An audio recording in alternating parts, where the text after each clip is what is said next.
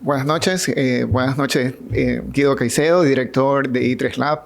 Buenas noches Robert Wright, presidente de la bodega Dos Hemisferios, y sobre todo buenas noches queridos invitados. En esta semana, de hecho, la señora rectora nos estaba mencionando cuáles son los pilares en los próximos 5 años. Dos de los pilares, algunos de los pilares que mencionaba, son pilares que forman parte de la educación en los programas de maestrías de SPAE. Estos pilares son emprendimiento, innovación y sostenibilidad. De hecho, el SPAE, como les acabo de mencionar, toma estos pilares como parte de ejes en cada uno de sus programas. En algún momento tuvimos visitas de Fundación Rockefeller, de la Universidad de Northwestern, preguntándonos cuáles son los cursos que se enseñan sostenibilidad. Y claro, la respuesta de nosotros es todos los cursos enseñamos un contenido de sostenibilidad. Asimismo, el tema de emprendimiento e innovación para nosotros es clave. Nosotros sabemos que enfrentar los desafíos presentes y futuros implican un espíritu innovador a cada instante.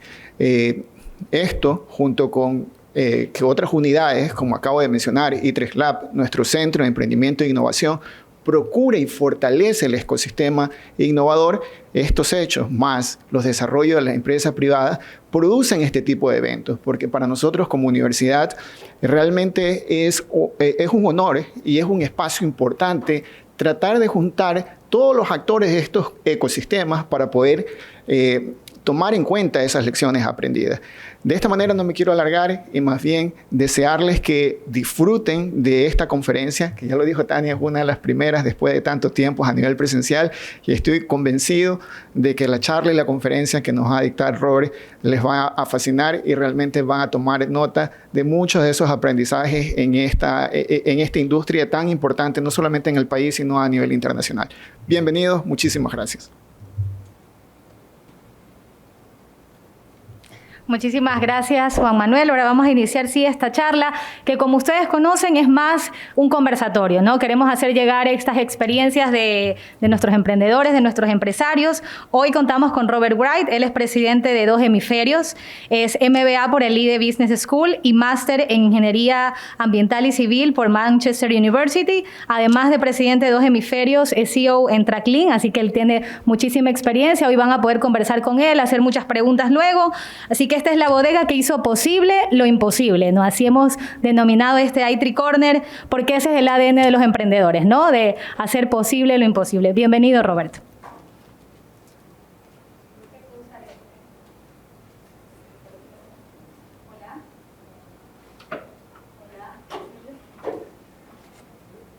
Hola. No sé cómo gusta. Hola, ¿cómo están? Bueno, muchas gracias. Estoy muy contento de estar aquí. Mi objetivo hoy es inspirarlos a hacer posible lo imposible. Eso es nuestro lema como Bodega Dos Hemisferios y en verdad es, creo yo, lo que todos los emprendedores necesitan tener para en verdad romper esquemas, romper paradigmas y poder conseguir sus sueños.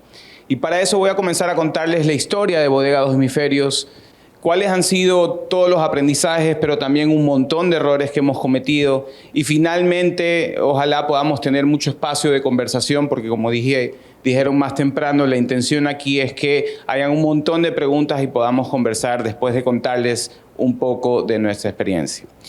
Y Bodega Dos Hemisferios comenzó en el 99, cuando mi papá y un muy buen amigo de él quisieron hacer un negocio agrícola. Y comenzaron a buscar qué podían hacer. Buscaron en diferentes partes de Guayas.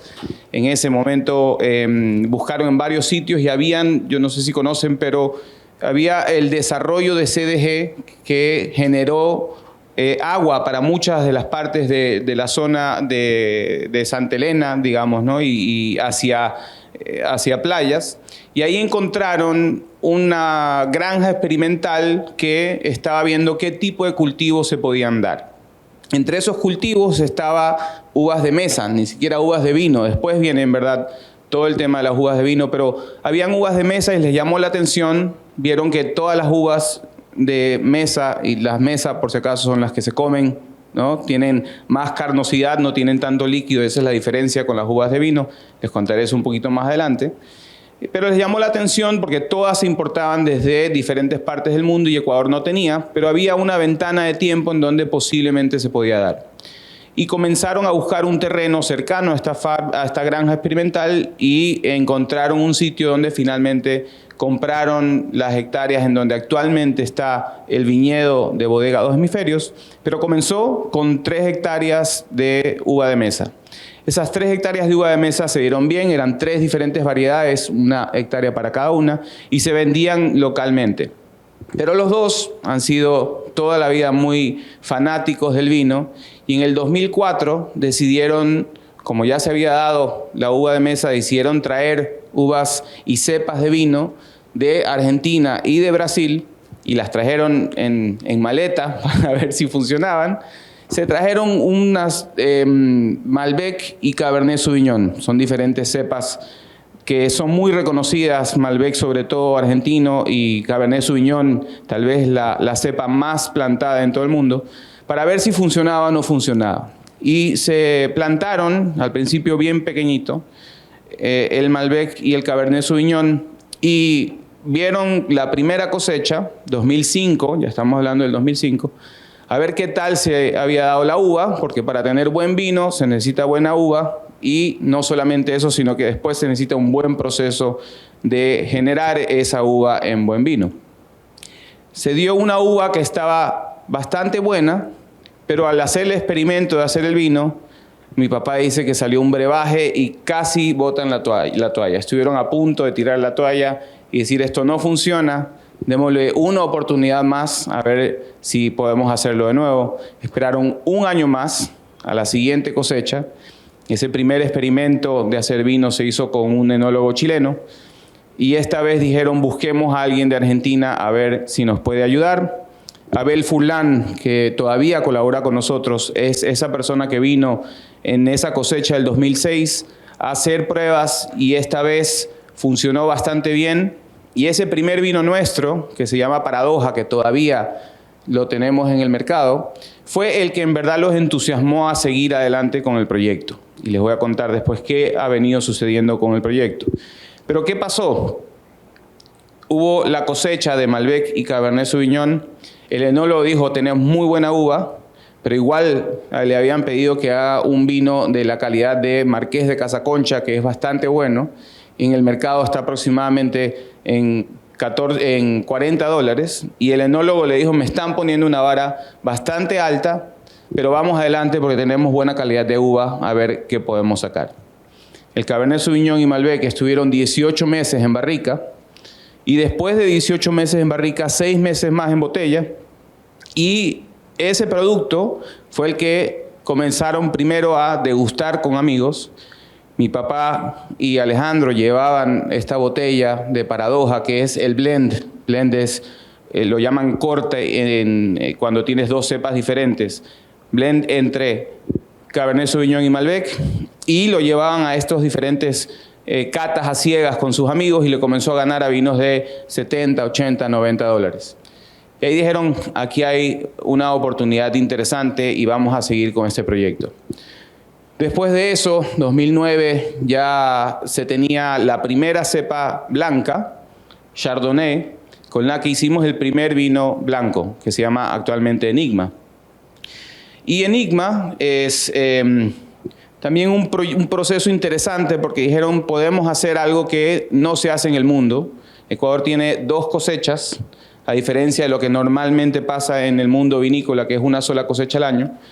Y agarraron la primera cosecha, la pusieron en barrica y mezclaron eso, que lo tuvieron en principio en 6 meses en barrica, con uva fresca, fermentada de todas maneras, pero uva fresca de la segunda cosecha, con la que tuvieron un blend de la misma cepa, pero con una parte en barrica y otra parte fresca. Y ese vino, Enigma, nuestro vino que actualmente es el más premiado, fue súper interesante cómo inmediatamente le comenzó a gustar a un montón de gente. Lo que primero hicieron fue llevarlo a Quito, a la Cofradía del Vino, tiene la velada del vino, y allá hay un concurso que se hace con un montón de vinos extranjeros, porque Ecuador no tiene, sino nosotros, y en verdad un par más de viñedos que son pequeñitos, a ver qué tal le iba. ganó plata en ese concurso, y el enólogo, que ya se había llevado una botella todavía sin en realidad de etiqueta, decidió en Argentina meterla a un concurso que se llama Vinandino, que puede ser uno de los más importantes del mundo, a ver qué tal le iba. Finalmente ganó oro, y ese fue nuestro primer premio internacional. Y con ese también seguían entusiasmándose a ver qué otras cosas más podían hacer. Y poco a poco eso los ha venido a mi papá y Alejandro, los ayudó a entender que hay potencial en Ecuador de hacer vino, y de hacer vino de calidad. Porque es muy difícil, por lo menos para nosotros, competir con industrias muy establecidas como la chilena, como la argentina, y competir exclusivamente con precio. Tenemos que tener vino de calidad para competir con también vinos de calidad de otras partes del mundo. Y posterior a eso, ya en 2014, se decidió hacer en verdad una empresa y crecer a tener un tamaño relativamente grande, para así en verdad comenzar a tener ya producciones más grandes para Ecuador y para el mundo. 2014 se creció de 6 hectáreas que teníamos en ese momento a 37, que son las que tenemos actualmente, y a tener 9 cepas tintas y 3 cepas blancas. Con esas 9 cepas tintas y 3 cepas blancas hemos podido crear más de 30 etiquetas. Las etiquetas son, digamos, diferentes SKU, si lo queremos ver así, que van desde vinos de $5 a vinos de $66, y ya tenemos más de 30 premios también ganados en Ecuador, en Argentina, en Londres, en China, en Francia, y creo que un par en Hong Kong también hemos ganado unos premios, lo que nos sigue empujando a hacer cosas nuevas.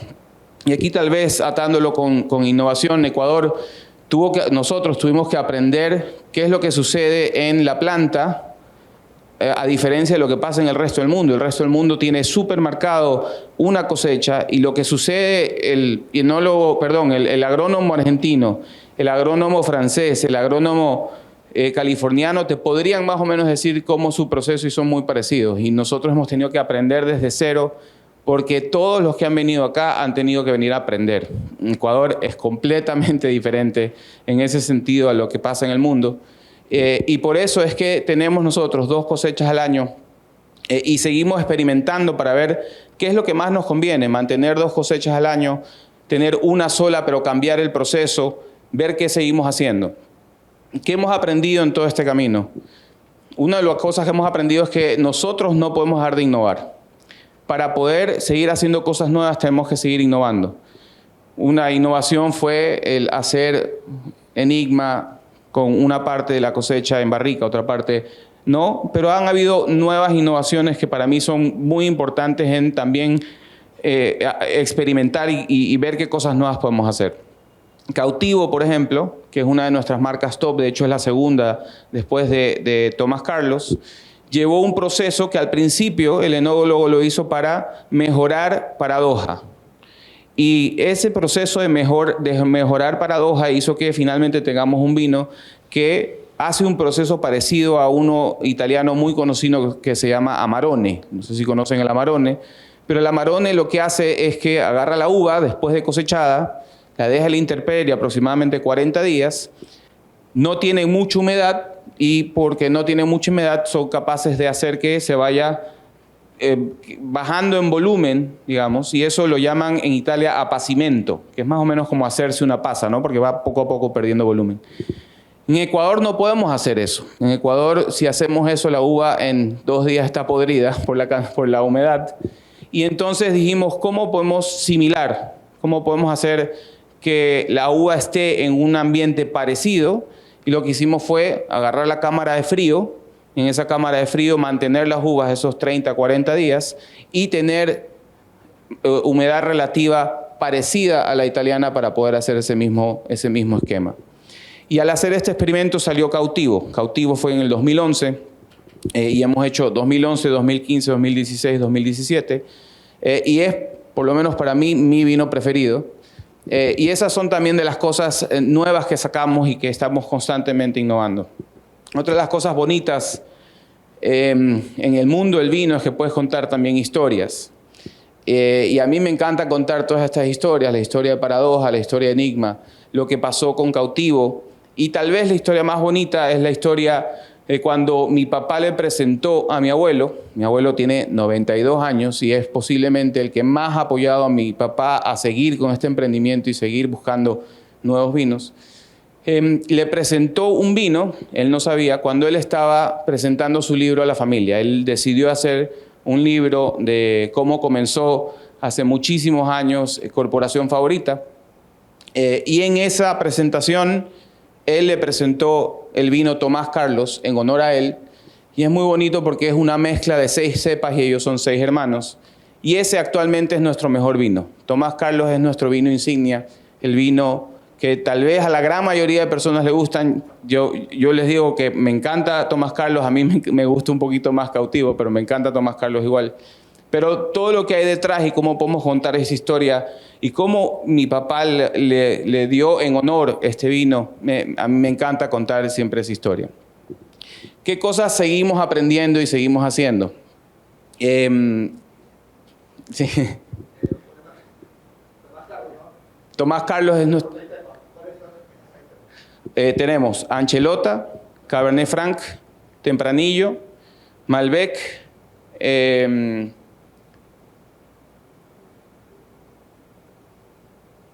Merlot y Sangiovese. Esas son las 6 cepas que tenemos en ese blend. Como mencioné, tenemos 9 cepas tintas y 3 blancas. Muchas de las cepas no han funcionado. Trajimos Carmener en su momento y no funcionó. Carmener es bien reconocido chileno, una historia interesante de esa cepa en el mundo, pero acá en Ecuador no funcionó. Hicimos todas las pruebas posibles, no funcionó. Shiraz tampoco funcionó, pero finalmente se han dado estas 9 cepas muy bien acá en Ecuador y esas 3 cepas blancas también muy bien. Las blancas que tenemos son Sauvignon Blanc, Chardonnay y Viognier, que en principio Viognier resultó muy dulce y no sabíamos cómo lo íbamos a vender. Finalmente tenemos un vino dulce natural, no como, no sé si conocen los late harvest. Los late harvest son en sitios donde hay mucho frío, sí puedes hacer late harvest o ice wines inclusive.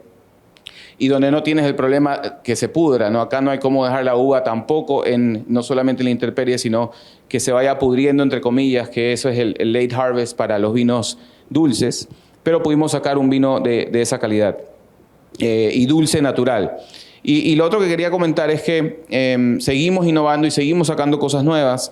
Una de las cosas que más quería también mi papá es sacar un espumante. El espumante que llevamos ya 2 años y medio trabajándolo porque es con método tradicional, método champenoise.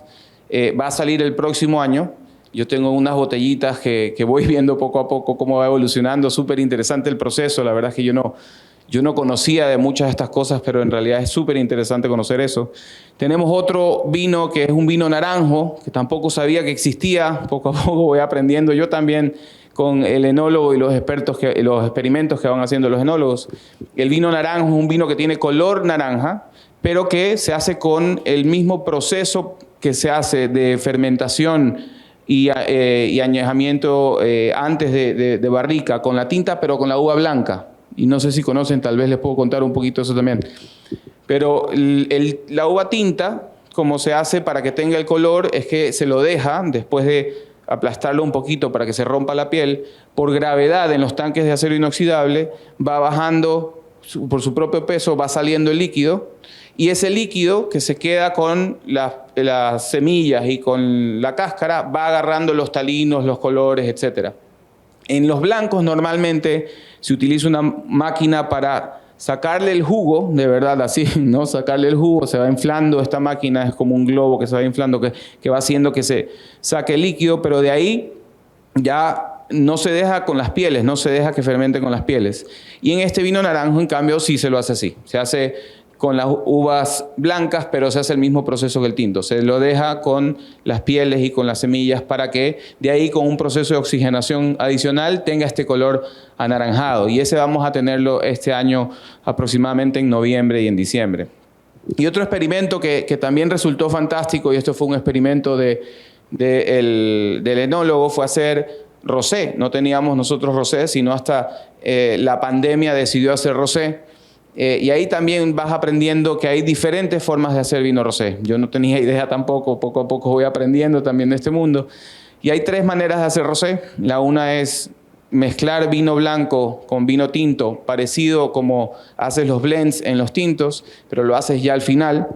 La otra es en el proceso de fermentación, cuando están en los tanques de acero inoxidable, en el proceso de hacer un vino tinto, cuando todavía no ha cambiado su color completamente a lo que vemos en un vino tinto y está medio rosado, se llama sangrado porque le sacas y se ve como sangre, digamos, ¿no? Pero le sacas una parte del vino para que lo que se queda tenga más exposición con las semillas y con la cáscara. Y lo que sacas lo sigues haciendo como si fuera un vino blanco. Y el tercer proceso es, pones la uva tinta, que en nuestro caso para el rosé es rosé hecho con Malbec. Lo ponemos en la máquina que tenemos que se infla, va sacando el jugo, se lo deja un tiempo con las cáscaras, con la piel también, para que vaya agarrando su color, y de ahí sigues con el proceso también para hacer como si fuera vino blanco también. Entonces, todas esas cosas han venido poco a poco evolucionando con nosotros. Ya tenemos actualmente una producción aproximada de 550,000 botellas al año. Estamos en su gran mayoría vendiendo en Ecuador. Estamos más o menos un 96% de nuestras ventas en Ecuador. Y exportamos ya a Panamá, a Estados Unidos, en Chicago, Nueva York, España, Suiza y Alemania. Y una de las cosas que yo he aprendido dentro de todo este proceso es que es muy importante entender cuál es tu público, pero también cómo vas a llegar a ese público. Y yo les diría que de las cosas que hemos hecho bien es conseguir buenos importadores que van a un nicho de público y, por ejemplo, el importador o el distribuidor nuestro en Alemania calza perfecto porque tiene un público que está buscando vinos como el nuestro y nos ha hecho crecer bastante, en verdad, con ellos. Y eso que en principio no lo conocíamos va a ser lo que vamos a tener que replicar en el resto de países cuando vayamos poco a poco creciendo hacia allá. Ahora, para eso, ya a partir del próximo año vamos a tener que crecer en hectáreas. Ya esas 37 se nos quedaron cortas para seguir creciendo, sobre todo en exportación. Y vamos a tener que seguir buscando cómo crecer. Pero una de las cosas que sí les sigo diciendo, no terminamos de aprender.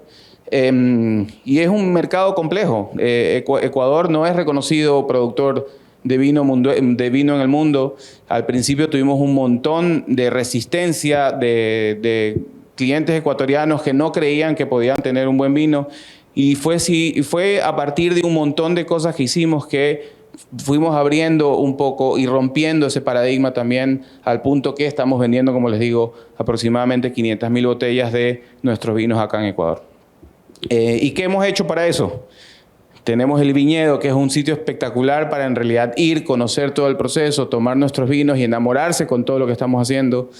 Aquí cerca tenemos la calle Panamá, nuestra tiendita, que ahí puedes tomar nuestros vinos más caros sin tener que comprar la botella completa, la puedes tomar por copa. Y hacemos un sinnúmero de eventos con diferentes marcas reconocidas para también hacer maridaje con diferentes tipos de comida o inclusive con chocolate. Hemos hecho maridaje con Pacari, por ejemplo, y hacemos con ellos. Tuvimos un evento hace 2 semanas también acá con ellos. En algún momento, de hecho, llevamos también la gastronomía ecuatoriana a Nueva York, al James Beard Foundation, y estuvimos con ellos, con Casa Julián, nosotros, Wittig y otros también empresas ecuatorianas haciendo un evento allá. Hace poquito hicimos lo mismo en Alemania, que estuvimos en Alemania en Pro Wine, que es uno de las ferias más importantes de vino, y con nuestro distribuidor en Alemania pudimos hacer también unas cenas súper interesantes con clientes de ellos. Y así vamos mostrando qué es lo que tenemos, las cosas nuevas. Y en verdad estoy muy contento porque la gran mayoría de los experimentos han funcionado bien. El rosé se nos acaba rapidísimo El Viognier también se nos acaba rapidísimo. Ojalá que pase lo mismo cuando saquemos el espumante y pase lo mismo cuando saquemos el vino naranjo. Eso es todo lo que tengo para hoy, pero la intención es conversar, así que, por favor, con todas las preguntas que tenga, encantado de responder.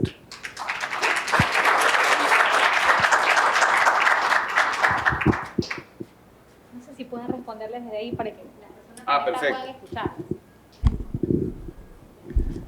Fantástico, Roberto. Gracias por Muchas gracias. lo máximo. O sea, realmente una historia linda.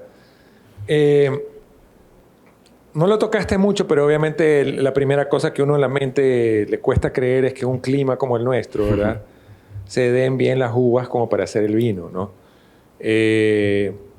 Y, por ejemplo, ahora que tienen el desafío de crecer, no sé qué tanto es un tema propio del lugar donde están o en general en cualquier parte de la costa igual podría crecer. No sé si nos puedes contar un poco digamos, los retos que también en esa parte agrícola tuvieron, del cultivo como tal. Sí. Ese tema que tú hablas de que se te pudre, o sea, total, ¿no? O sea, aquí se pudre todo, ¿no? Sí. La humedad, el calor, es difícil, ¿no? Hay cosas bastante distintas y por eso digo, seguimos aprendiendo, porque el enólogo nuestro actual es un enólogo, perdón, el agrónomo actual nuestro es un agrónomo que es chileno y que tiene experiencia en Chile. Pero acá él ha venido a cambiar un montón de procesos al punto de tener que experimentar constantemente. Y te doy un ejemplo. Las dos cosechas no se dan igual en Ecuador. La primera, que tiene muchísima lluvia, no es tan buena en cantidad, pero es la mejor en calidad para la blanca. La segunda sí es fantástica, pero la segunda no cae nada de lluvia. Nuestro principal problema son los hongos, el mildew y ese tipo de cosas. Entonces, sin lluvia hay menos humedad y puedes controlar la cantidad de agua que le das a la planta. Entonces, ahí en realidad tenemos para las tintas la mayor cantidad y la mejor calidad de nuestras uvas. Entonces, seguimos dándole la vuelta, así que deberíamos mantener solamente las blancas en 2 cosechas al año. Aunque la anchelota, una de las 9, se está dando bien y esa sí vamos a mantener también 2 cosechas al año. Y el resto de las tintas, solamente una.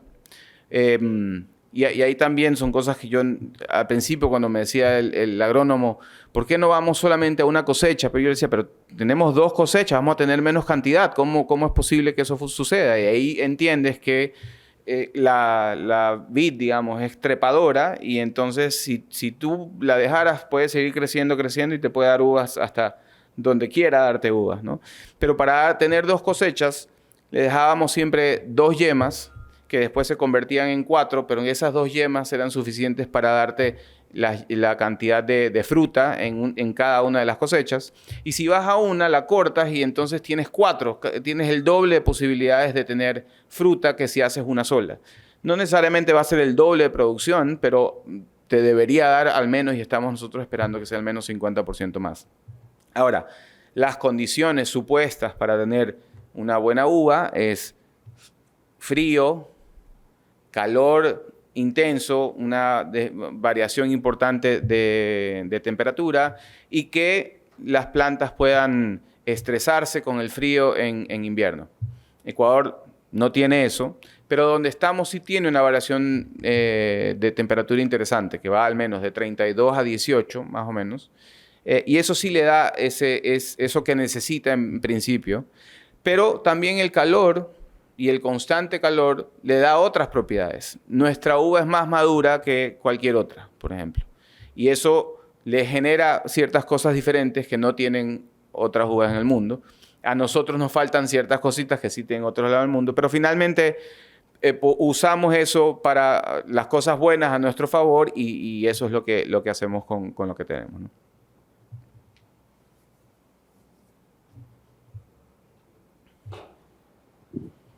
Otra vez, gracias, Robert. Súper interesante. Una pregunta técnica. ¿El espumante que van a sacar, digamos, distintas variedades o van brut? Bueno, esa es la última parte del proceso. Ya la definición de si es brut, demi-sec y demás es la última parte porque al final tú le pones un licor especial que define eso, ¿no? No se ha definido. Todavía no está definido eso de ahí porque, como digo, Nos faltan todavía unos 6, 7, 8 meses más para terminar. Y esa última parte del proceso creo que viene en unos 3 meses más. Ahí te voy a decir en verdad qué va a ser. Y posiblemente sí se pueda hacer no solamente uno, sino dos, ¿no? Eso, por si acaso, para los que no saben, es la definición del nivel de azúcar que tiene el espumante, ¿no? Buenas noches. Muchísimas gracias, Robert, por la exposición. Muy, muy interesante. Acotar, o sea, no solamente una opinión, de pronto lo que conversaban con Guido, esas propiedades que tiene el Ecuador quizás sean como una marca insignia para tu vino, ¿no? O sea, es lo que lo hace de pronto único, de cierta forma. Eso solo para opinar. Y una pregunta, así como ustedes pudieron ver oportunidad aquí en Ecuador en vino, ¿por qué no se hacía antes? ¿Por qué quizás el Ecuador, yo sé que es un país rico en tierra, en diversidad, en agricultura, ¿por qué no se había levantado una industria de vino como la estás haciendo ahora? ¿Y por qué hay mucha gente que no se anima a emprender? ¿O qué es lo que ustedes ven que de pronto nosotros no podemos ver aquí en Ecuador? A ver, para comenzar, nosotros no somos los primeros que incursionaron en vino. De hecho, una o dos viñedos anteriores, y creo que uno todavía de esos dos sigue. Uno se llama Chaupistancia. Y posterior a que nosotros sacamos, hay uno en Loja que también salió. Ahora, ellos han producido poco. Han producido 3.000 botellas al año, 4.000 botellas al año. Y yo te diría que este negocio en particular es de largo tiempo. O sea, en nuestro caso comenzamos chiquitos, poco a poco hemos venido creciendo. Y no es una industria que tiene un ecosistema definido. Es decir, nosotros tenemos que importar un montón de implementos que no tenemos. Todas las botellas son hechas en Chile, por ejemplo. Las barricas son de roble francés y roble americano, también ensambladas en Chile. Los tanques de acero inoxidable que trajimos también los tuvimos que traer de Chile.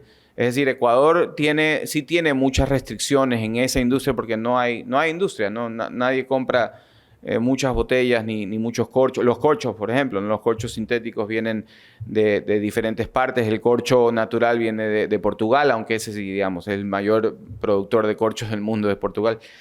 Entonces, no es un tema fácil de hacer, ¿verdad? Y en principio comenzó como un hobby, en verdad, y fue hasta que se dio, pero tuvieron que atreverse, tuvieron que hacerlo, tuvieron que tratar a ver si se daba o no se daba. Y ahí es que vieron, hay oportunidad porque se dio finalmente un muy buen producto. Y posterior a eso ya nos tocamos con otras cosas más. Aprendimos a hacer buen producto, pero no es suficiente, necesitas comercializarlo bien. Entonces tuvimos que aprender un montón en esta industria qué son las cosas que más valen para un consumidor. Actualmente, por ejemplo, nuestros vinos, si vamos a Estados Unidos y los ponemos en la percha, no los van a comprar. Nadie los conoce, nadie sabe quiénes son. Alguien tiene que decirle a esa gente, hey, es bueno, pruébenlo. A nosotros nos pasó acá, ¿no? Teníamos en las perchas, pero igual la gente al principio tenía miedo de comprar, a pesar de que no es que eran caros ni mucho menos, pero igual. Y al principio teníamos Paradoja, que vale $29, y Enigma, que vale $19. Y todos pensaban que eran nuestros únicos vinos, entonces que éramos carísimos, ¿no? Pero tenemos vinos de $5, de 7, de 9, de 12, de 15, de 19. O sea, tenemos una gama súper amplia de vinos. Entonces, de ahí, por lo menos en esta industria, el mercadeo y las ventas es muy importante. Y yo te diría que eso es lo que hemos mejorado dramáticamente en los últimos 5 años. Ahora, no es un negocio fácil. Estás compitiendo con Casillero el Diablo, que lo conoces hace no sé cuántos años. Estás con Argentina, que lleva también... O sea, Chile, para que tengan una idea, nosotros tenemos 37 hectáreas, hacemos 550.000 botellas. Yo estuve en Chile esta semana por cosas de Tracklink, pero con una de las personas que estábamos, son los de Morandé. Y ellos hacen 15 millones de litros al año. Nosotros hacemos 500.000 litros al año, ¿no? Y ellos son chiquitos en relación. O sea, es una industria bastante establecida en Chile. Entonces, todavía nosotros tenemos que seguir aprendiendo un montón. Y a ellos les tocó también mucho tiempo. Actualmente, la industria de vino de Estados Unidos es enorme. Pero tuvo que romper también paradigmas y ganar premios en Europa para que los tomen en serio y para que de ahí, en realidad, comience a desarrollarse la industria.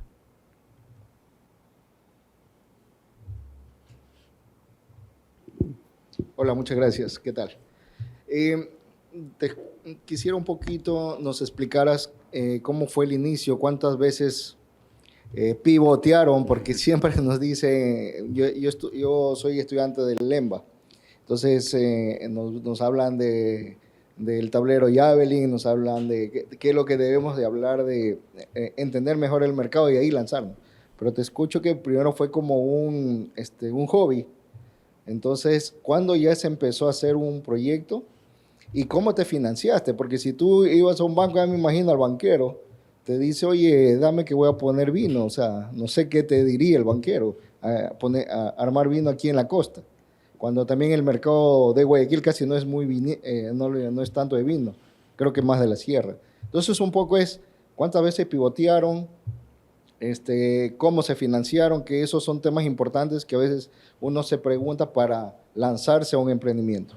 En el 2004, que se trajeron las primeras plantas de Argentina y de Brasil, en realidad comenzó todo bastante pequeño. O sea, fue primero 1 hectárea que después se convirtieron en 3 y después se convirtieron en 6, pero igual en todo este trayecto más o menos pasaron unos 7 años. Y fue financiado todo por mi papá y Alejandro en principio. Recién en el 2014, ya después de haber probado que los vinos eran buenos, que la gente los aceptaba, y ya para hacer el salto, abrió el capital y otras personas también invirtieron para poder hacer lo que actualmente tenemos. Por un lado, el crecimiento en hectáreas de 6 a 37, pero por otro lado también nosotros hacíamos todo el proceso de la vinificación en Guayaquil en principio.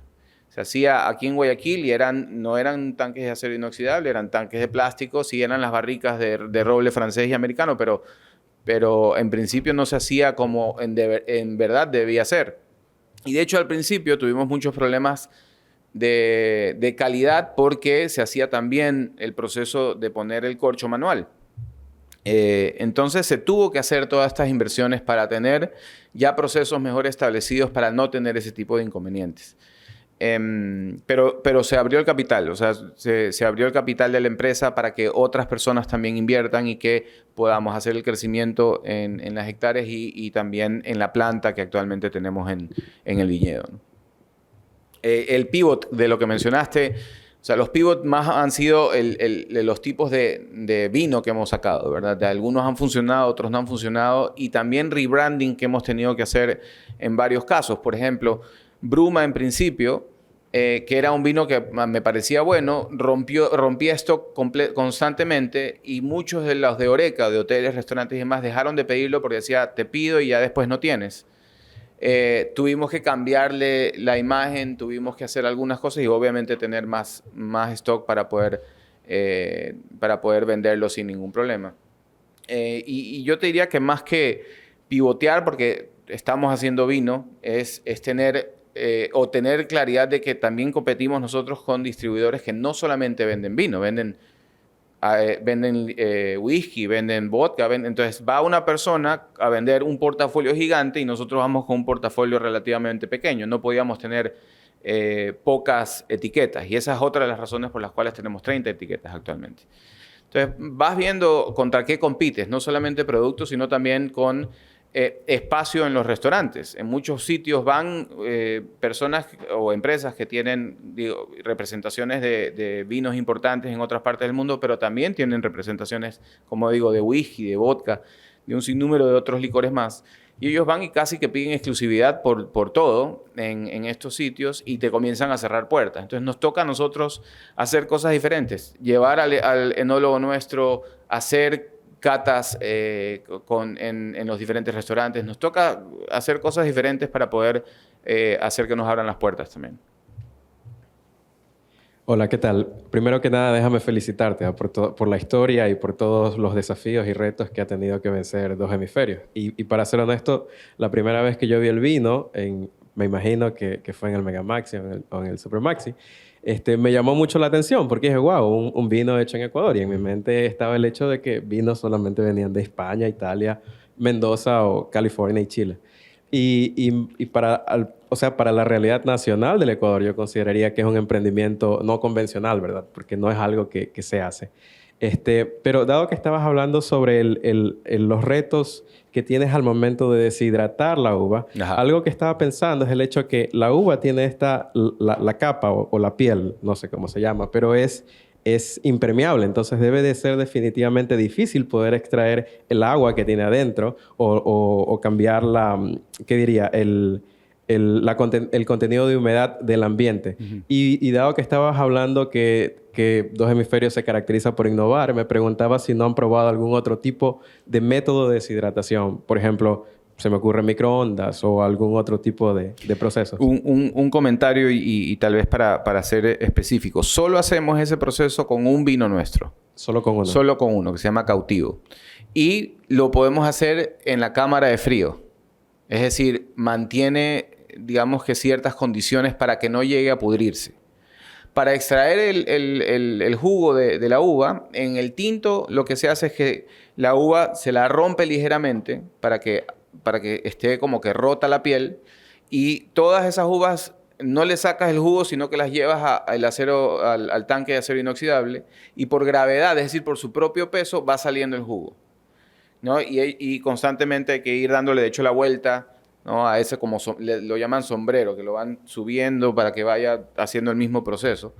Y ahí ya, en cambio, no tienes el problema de la oxidación. No tienes el problema, porque esos tanques de acero inoxidable tienen cinturones, digamos, donde le pasas agua fría para mantener también el frío y que no hay esos inconvenientes. Ah, ok. Gracias. Hola, ¿qué tal? Buenas noches. Quiero que me cuente un poquito más o menos que nosotros no tenemos tradición vinícola, ¿no? En nuestro país. ¿Cuáles fueron esas trabas que tuvieron a nivel internacional para poner nuestro vino o su vino a nivel internacional? ¿Y qué mercados han conquistado y qué mercados piensan conquistar luegamente? Ok, ahí tal vez tres partes de la respuesta, ¿no? La primera parte es, más problemas tuvimos aquí al principio que cuando quisimos exportar, ¿no? Ahora, la exportación es un proceso muy, muy, muy lento, ¿ok? Entonces, tuvimos que convencer a los ecuatorianos de probar nuestro vino. Ecuador, en efecto, no es un país con muchísima cultura de vino. Cada vez va mejorando eso. Pero para poner cosas en perspectiva, Chile, más o menos, se consume internamente 13 litros per cápita por año. Argentina, 21, 22, 23. Ecuador, 1 litro, ¿no? Entonces, ahí hay una gran diferencia. Y una de las cosas que nos toca a nosotros hacer es incentivar ese consumo, incentivar el motivo de tomar vino, que sí lo tienen muy bien definido en esos países que, claro, tienen cultura vinícola de muchísimos años. Y en otros países es inclusive mayor. En Francia es 40 litros per cápita aproximadamente, ¿no? España está como en 38. Entonces tú ves que ya sí hay una cultura muy, muy grande, ¿no? Entonces, a nosotros nos costó, porque en verdad yo te diría ahora que tenemos muy buena aceptación, pero nos costó al principio que crean que Ecuador puede tener buen vino, ¿no? Una vez, y como mencioné anteriormente, tuvimos que hacer catas a ciegas, maridajes específicos con restaurantes. La experiencia del viñedo nos ha ayudado un montón. Tener la tiendita de calle Panamá para romper ese paradigma. En Ecuador todavía podemos crecer un montón, ¿no? Yo creo que hay potencial para nosotros de crecer muchísimo más. Yo diría que podríamos vender el triple de lo que estamos vendiendo en Ecuador y hay espacio para hacer eso. Pero el gran potencial de crecimiento va a estar posteriormente en exportar. Y ahí, ¿qué ha pasado? Ha pasado que hemos ido a perchas de supermercados como Panamá, que nos ha ido relativamente bien. Y digamos que esa también fue una experiencia. No podemos ir directamente a las perchas si no te conocen, si no hay algo detrás primero, ¿verdad? Entonces, la experiencia que mejor nos ha ayudado a definir cuáles deben ser los pasos, y yo creo ahora, pensando en retrospectiva, que funciona igual con cualquier nueva tecnología. Primero tienes que ir a alguien que está dispuesto a probarlo. Y eso es lo que tenemos con nuestro distribuidor en Alemania. Ellos van a sitios de nicho especializados de gente que está dispuesta a probar, que quiere buscar cosas nuevas. Y de hecho, en el año... No, este año llegó nuestros vinos a Alemania y se vendieron en 3 semanas. O sea, fue rapidísimo como lo vendimos y el siguiente pedido fue el doble. Pero porque hemos comenzado con un muy buen distribuidor que ha definido muy bien cómo tiene que llegar. Después de eso, ojalá pues hagamos lo mismo con más alemanes, porque en principio están en Stuttgart y en Bayern, ¿cómo se llama? En München. Y después vamos a ir a Berlín, vamos a ir a Hamburgo, vamos a ir a otras ciudades también en Alemania. Pero cuando comienzas a hacer eso y ya poco a poco estás no solamente en compra directa, sino en restaurantes, te comienzan a conocer, ya puedes pensar en ir a un supermercado, porque ya lo probaste, ok, ya tengo cómo comprarlo, ¿verdad? O venderlo, que es lo que hacemos con ellos también directamente, ¿no? En Europa el mundo de compra online de vino sí es importante, entonces allá también lo vamos a hacer de esa manera. Pero allá está nuestro potencial de crecimiento. Desde el próximo año en adelante va a ser el exportar. Otra pregunta por curiosidad. ¿Qué factores se miden para determinar la calidad de un vino? ¿Cuáles son los... Hay varios y ahí yo no soy tan técnico, en verdad, como Juan Banowski, es nuestro... Él me cuenta y yo en verdad no soy técnico, así que me tienen que agarrar con pinzas mi respuesta. Él me dice que hay un montón de cosas, que miden acidez, que miden taninos, que miden un sinnúmero de cosas para ver la calidad de la uva en principio y de ahí también la evolución del vino, ¿verdad? Cantidad de sulfitos, o sea, miden algunas cosas, pero ya ahí en verdad yo me quedo de año respondiendo eso. Un gusto, muy buena exposición, te felicito. Yo tengo 3 preocupaciones o 3 inquietudes. La primera es qué porcentaje del mercado local, qué porcentaje de participación tienes en el mercado local. La segunda es cuál es el tema de los sulfitos, sí, que es un tema que no solamente atañe a la industria vinícola, sino también otras industrias que trabajan con alimentos. Y la tercera es en la parte, un poquito relacionada con la parte de innovación, porque yo encuentro en Percha, en mi comisariato, una botellita que se descorcha con una cinta y que tiene un vino de muy buena calidad proveniente de Portugal y que es como, ¿qué serán? 250 mililitros, 200 mililitros. ¿Ese es Lancer, por si acaso? No, no es Lancer. No. Es una botellita chiquita que tiene una franja atravesada, roja, pero es una botellita para 2 copas, se acabó. Y esa es una oportunidad, porque realmente aquí en Ecuador sí hay consumo de vino.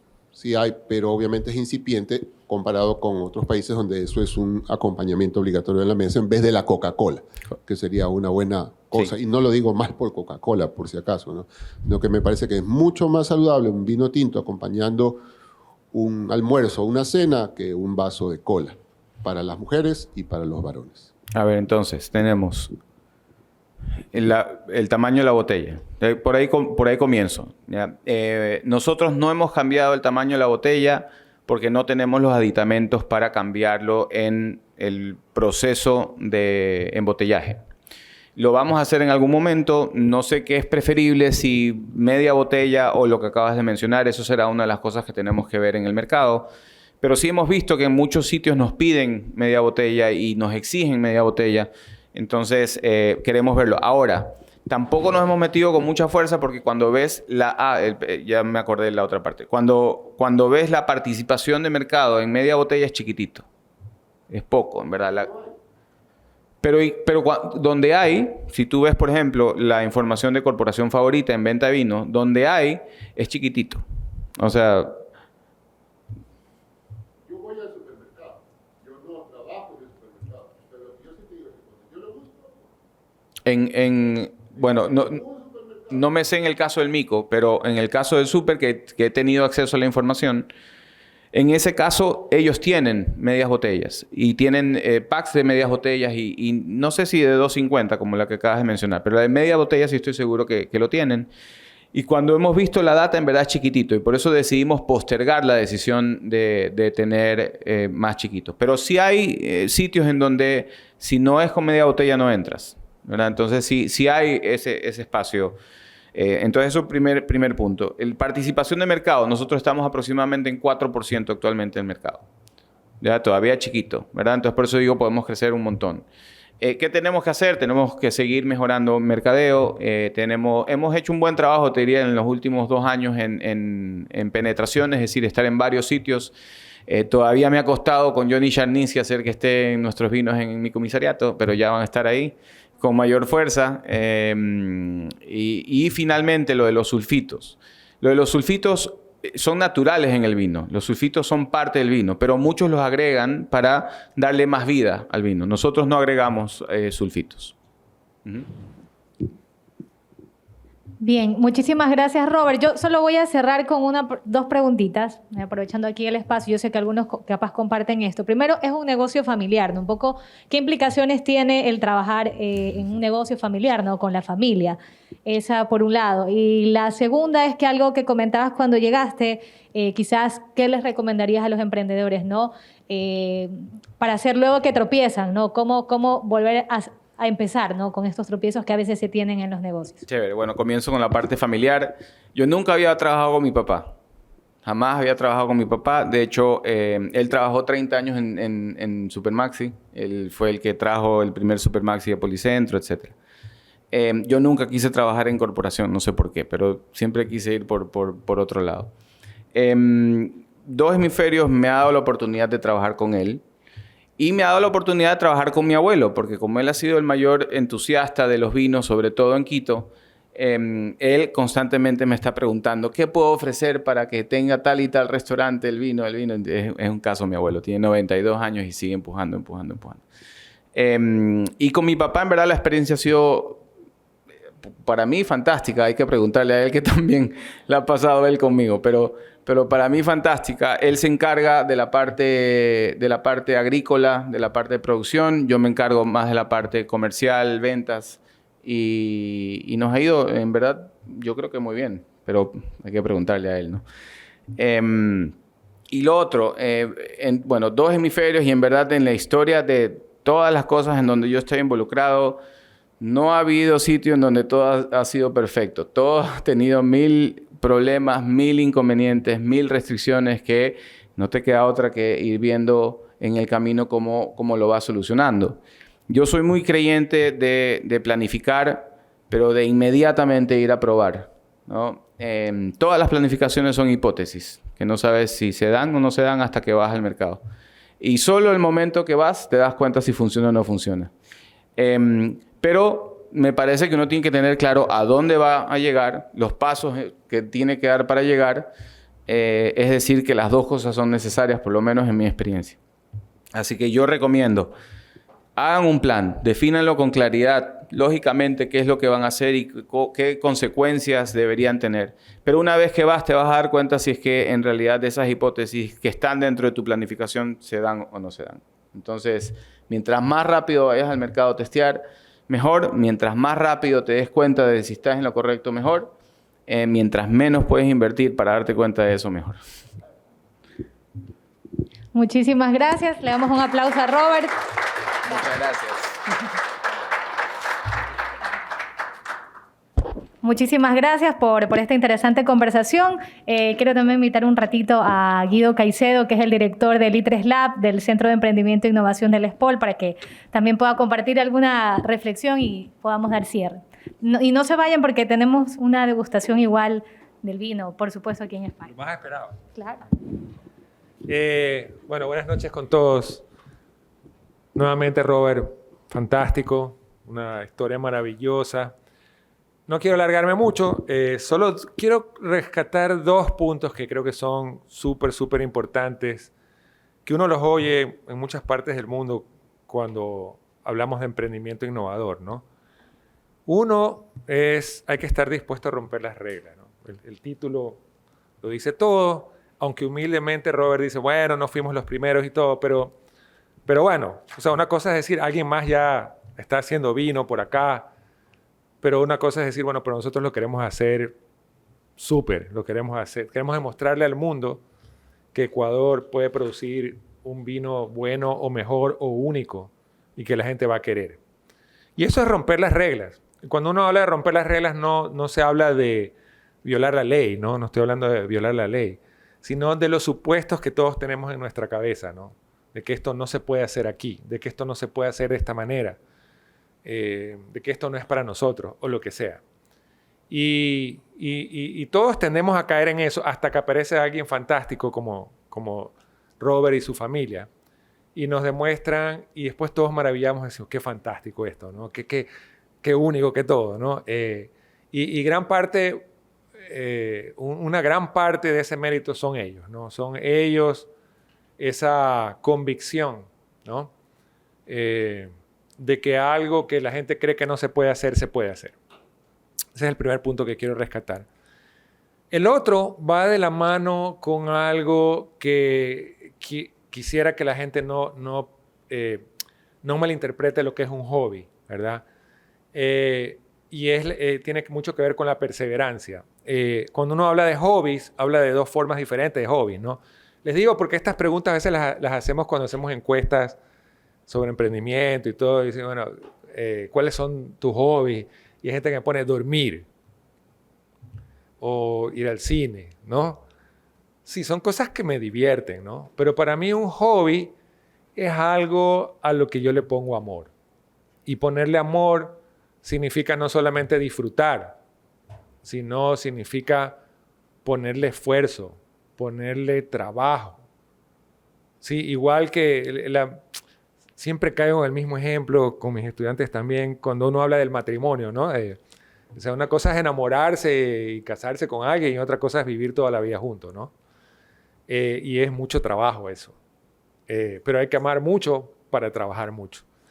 Entonces, la otra cosa maravillosa que uno ve en esta historia, aparte que es un amor que además se hereda, porque Robert se nota que ama también lo que está haciendo, es esa perseverancia, ¿no? Hay que estar dispuesto a romper las reglas, pero romper las reglas es duro, porque no mucha gente lo ha hecho o nadie lo ha hecho, y va a costar trabajo y las cosas no van a salir bien. Entonces hay que amar eso que uno se mete. Hay que amar eso que uno quiere hacer para seguir y continuar. Así que bueno, quería simplemente dejarlos con esas dos reflexiones. Hay muchas más. O sea, lo que nos habló Robert, bueno, lo tenemos, gracias a Dios, en video. Podemos verlo 20 veces. Hay mucho para aprender allí, mucho, mucho. Más allá del tema técnico del vino, hay muchas cosas lindas. No sé si han hecho alguna vez algún caso de Dos Hemisferios. Si no lo han hecho, aquí comprometer a SPAE y a alguien en I3 Lab con gusto. Pues yo creo que vale la pena mucho, mucho, mucho. Te lo digo porque, bueno, se han hecho casos de Pacar y de otros, ¿no? Pero después de oír la historia de Robert, pues yo creo que vale la pena hacer un caso. Hay muchas líneas académicas que se pueden tomar en el caso. Yo creo que sería maravilloso. Nuevamente, Robert, muchas gracias y muchas gracias a todos por acompañarnos esta noche.